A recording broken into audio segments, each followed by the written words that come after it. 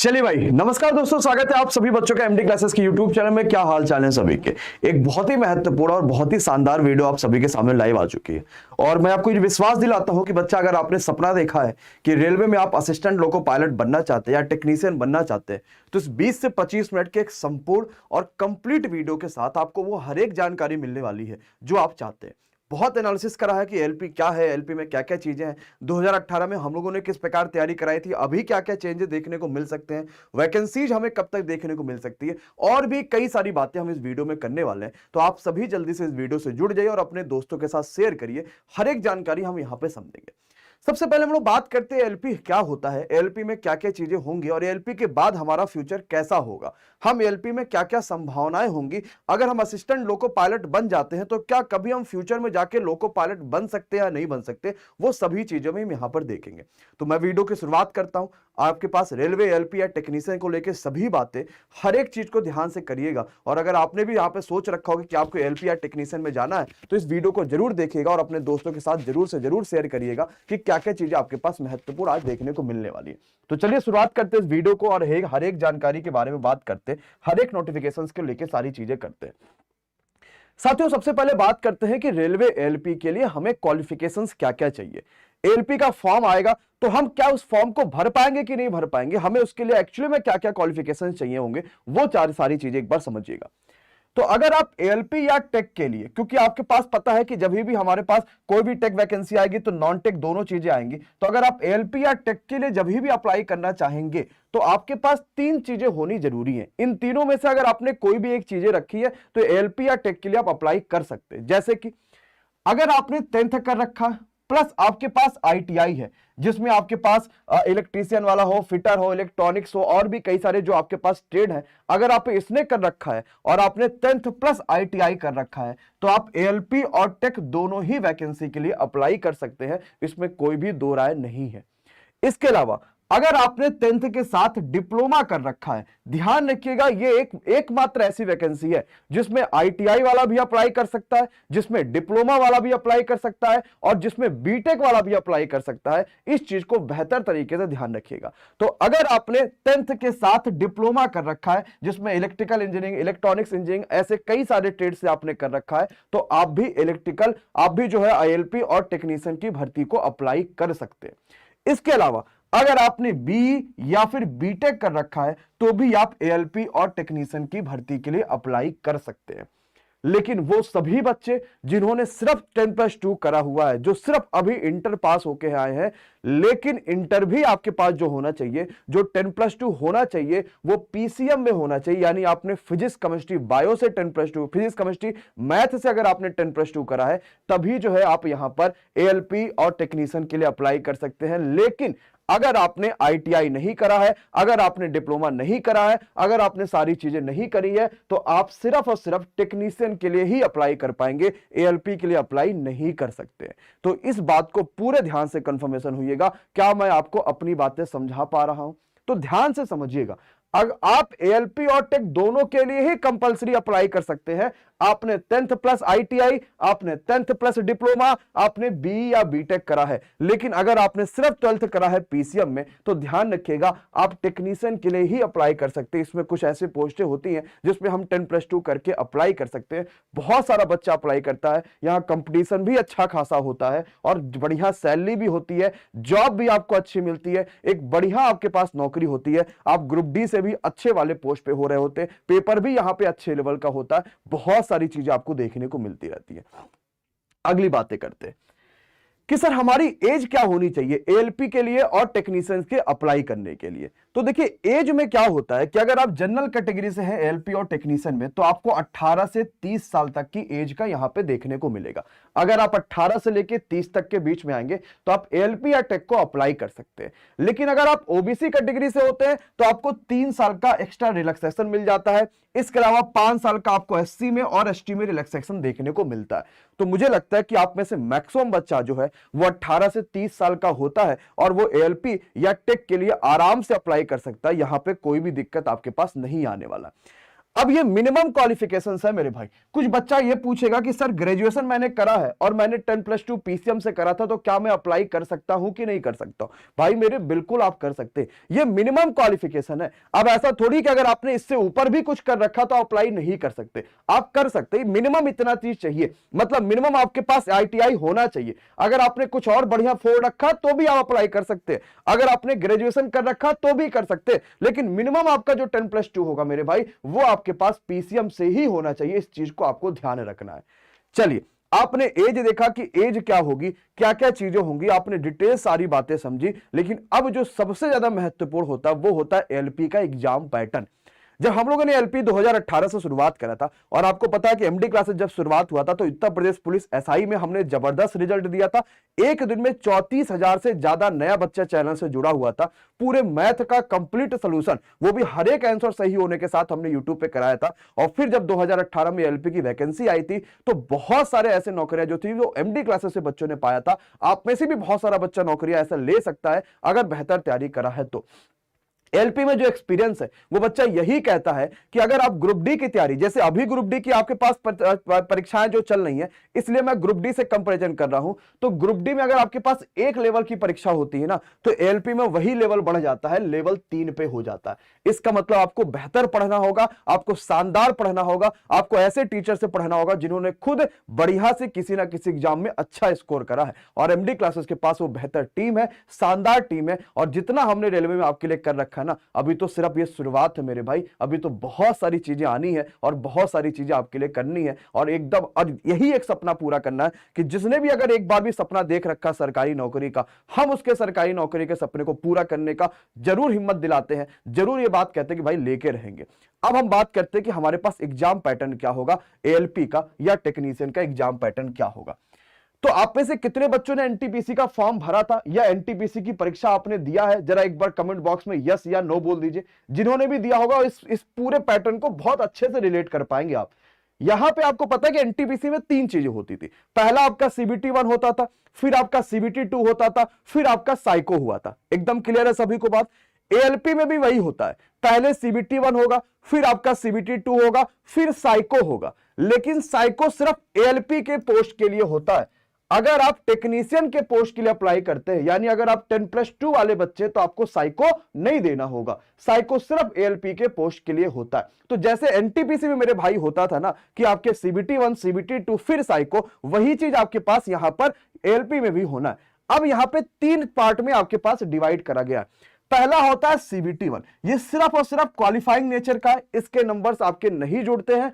आप इसमें क्वालिफाई करेंगे, 15 या 20 गुना रेलवे जब भी नोटिफिकेशन जारी करेगा वो आपको कंप्लीट बता देगा कि भाई मैं 15 गुना या 20 गुना लेने वाला हूं, और वो फिर 20 गुना या 15 गुना जो भी होगा वो बच्चा सीबीटी 2 देगा।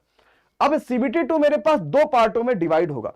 पहला पार्ट जो होगा, इसी के आधार पर मेरिट बनती है। क्या क्या सब्जेक्ट होंगे अभी मैं आपको सारी डिटेल बता दूंगा। इसी के आधार पे मेरिट बनेगी, इसी के आधार पे आपको नौकरी मिलेगी, और इसी के आधार पे आपका जीवन बदलेगा। और जो दूसरा पार्ट होता है ना सीबीटी 2 में, ये क्वालिफाई होता है और ये आपके ट्रेड के ऊपर डिपेंड करता है। अब समझते हैं सबसे पहले कि सर जो क्वालिफाई करना है ना, ये क्या क्या पूछा जाता है, इसके बारे में जरा समझिएगा।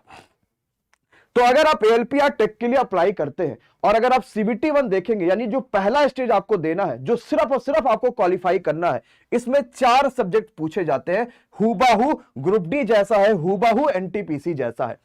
सबसे पहले मैथ आएगी 20 क्वेश्चंस 20 नंबर की, रीजनिंग आएगी 25 क्वेश्चंस 25 नंबर की, साइंस आएगी 20 क्वेश्चंस 20 नंबर की, और जनरल अवेयरनेस या करंट अफेयर्स आपके पास 10 क्वेश्चन 10 नंबर का आएगा। तो आप में से हर बच्चा इन सभी चीजों की तैयारी करता है, बस थोड़ा सा और अच्छे लेवल का आपको पढ़ लेना है, प्रीवियस ईयर को आपको सॉल्व कर लेना है, अपने आप इसमें से आप बेहतर कर लेके चले आएंगे। आपने देखा कि कुल मिला के आपके पास 75 क्वेश्चंस हो गए, और इसके लिए आपको सिर्फ 1 घंटे का समय मिलता है, 1.5 घंटे का समय नहीं मिलता, क्योंकि रेलवे में आपको आदत हो चुकी है कि 1.5 घंटे का समय लेना, तो यहां 1.5 घंटे का समय नहीं मिलता। और इसी वजह से ये थोड़ा सा अच्छे लेवल का पेपर है, इसको हर बच्चा नहीं दे पाता, और इसी वजह से इसकी सैलरी एनटीपीसी ग्रुप डी दोनों से ही ज्यादा मिलती है। कुछ ऐसे लोग भी आपको मिलेंगे जो लाखों में सैलरी इसकी उठा रहे होंगे, इस चीज को आपको ध्यान रखना है। तो आपके पास 75 क्वेश्चन 1.5 घंटा नहीं 1 घंटे का होगा, लेकिन नेगेटिव मार्किंग भी होती है, वो होती है 1/3 की। तो क्या प्री आपके लिए आसान है? और ज्यादा फोकस आपको प्री पे तो करना ही करना है, लेकिन कहीं ज्यादा अपने आप को प्रिपेयर करना आपको मेंस के लिए भी, क्योंकि इसके बाद जो इसका सीबीटी 2 होगा, आपने यहां पे कुछ भी स्कोर कर लिया, एक रिजल्ट रेलवे दे देगा, जैसे उसने एनटीपीसी दे रखा था उस तरीके से उसने एक रिजल्ट दे दिया। उसके बाद अब वो सीबीटी 2 कराएगा, और सीबीटी 2 में जो पहला पार्ट होता है ना, ये भाई साहब आपका फ्यूचर डिसाइड करेगा, जिसमें मैथ 25 होगी।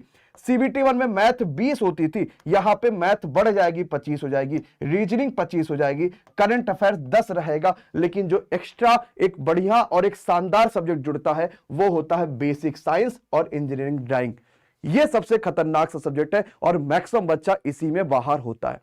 अब दोनों का मतलब जरा समझिएगा, और मैं आपको डिटेल बता देता हूं कि 18 में क्या हुआ था। एक्चुअली में 2018 की एलपी की वैकेंसी जब थी, तो साइंस जो 20 लिखा है ना, इसमें फिजिक्स, केमिस्ट्री और बायो सब पूछा जाता है, जो पहला आपका सीबीटी 1 होता है। लेकिन जो सीबीटी 2 में बेसिक साइंस और इंजीनियरिंग ड्राइंग लिखा है ना, इसमें फिजिक्स आपके पास आएगा और इंजीनियरिंग ड्राइंग से क्वेश्चन ज्यादा होते हैं, बहुत सारे न्यूमेरिकल्स आपके पास यहां पर आते हैं, और ये 40 नंबर लेता है। इसका मतलब आपको जो ज्यादा फोकस करना है, जो तैयारी करनी है, जो शानदार मेहनत करनी है, वो इस पे ज्यादा मेहनत करनी है, क्योंकि ये 100 क्वेश्चन की परीक्षा होती है, 100 नंबर की परीक्षा होगी, और समय 1.5 घंटे का मिलेगा, 1/3 की नेगेटिव मार्किंग मिलेगी, और इसी के आधार पे मेरे भाई आपका मेरिट बनेगा कि आपका फाइनल सिलेक्शन हुआ है या नहीं हुआ है। और इसमें अगर कम नंबर आएगा तो सारे मामले गड़बड़ हो जाएंगे।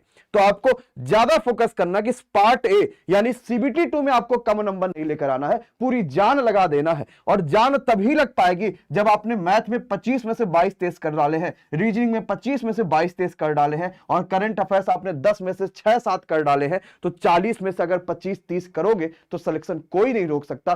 क्या कट ऑफ होगी पिछले सालों की, क्या गई थी, कई सारी बातें आपको कराई जाएगी और सारी बातें आपके पास क्लियर होगी। क्लियर है?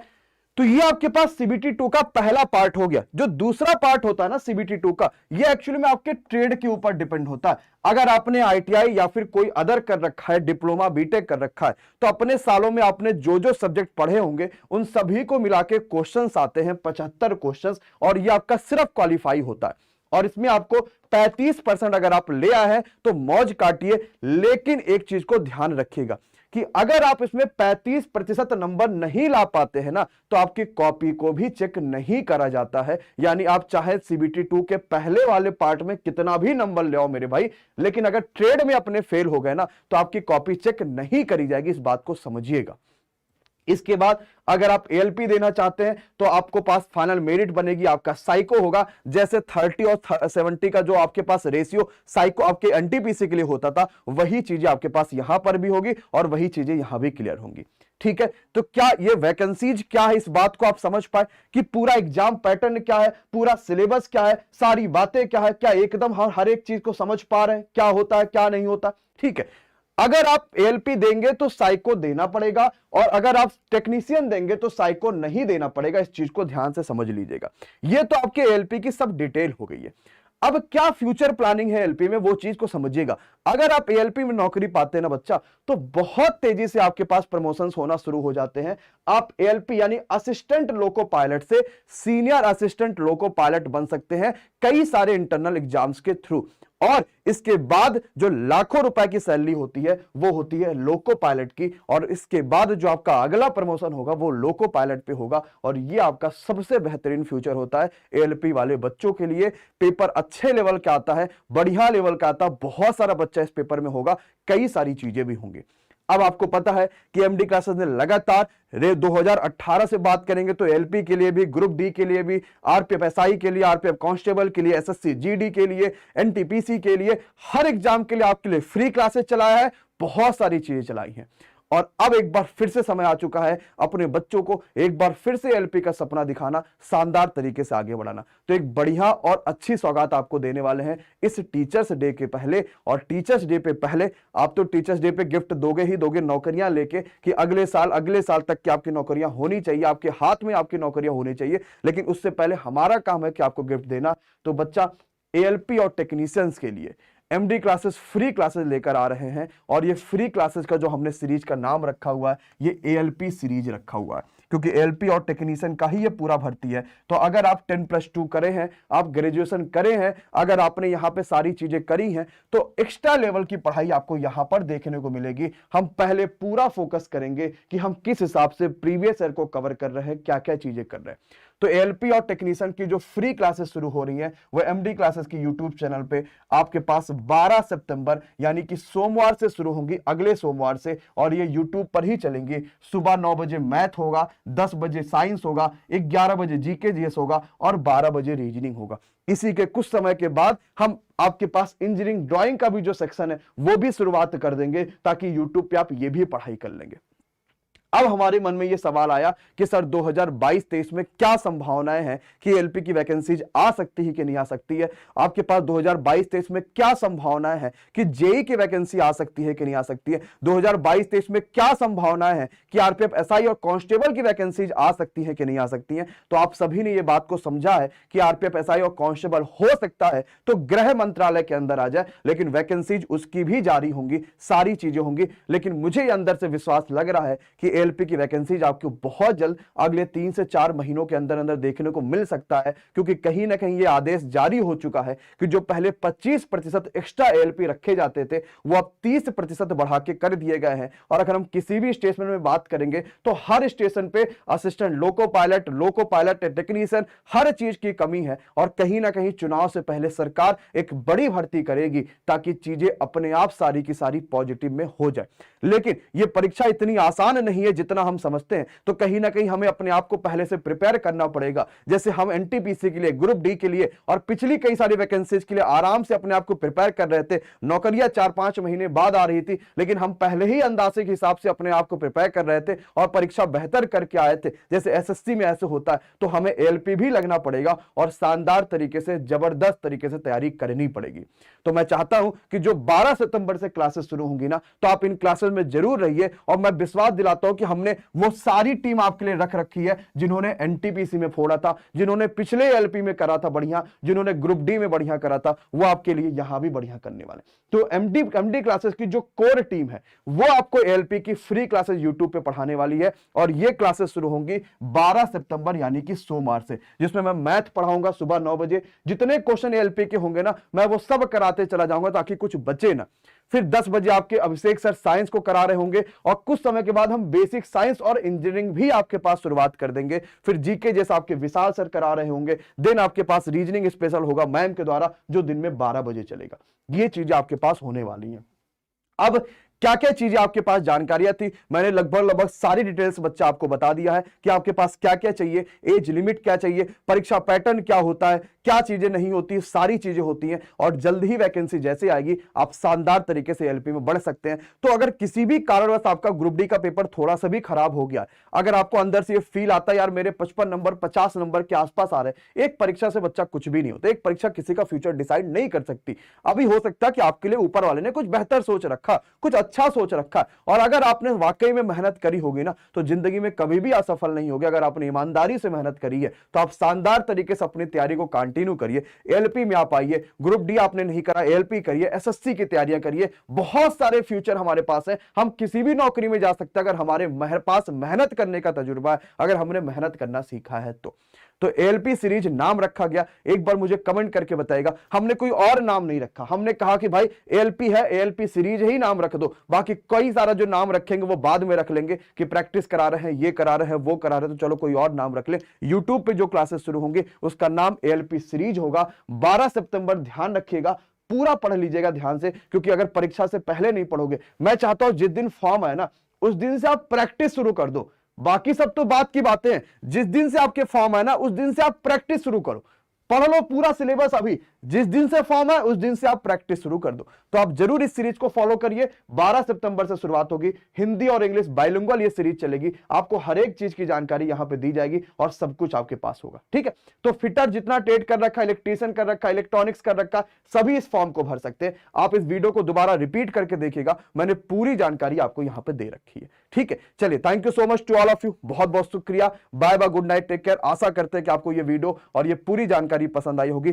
कमेंट करके अपने राय जरूर दीजिएगा और एमडी क्लासेस से आपने कितना सीखा, क्या कहना चाहते हैं, ताकि दूसरा बच्चा भी इस कमेंट्स को पढ़े और हम भी इस कमेंट्स को पढ़े। आप सभी के कमेंट्स की प्रतीक्षा रहेगी। तब तक के लिए bye bye, good night, take care, thank you so much to all of you, thank you so much guys.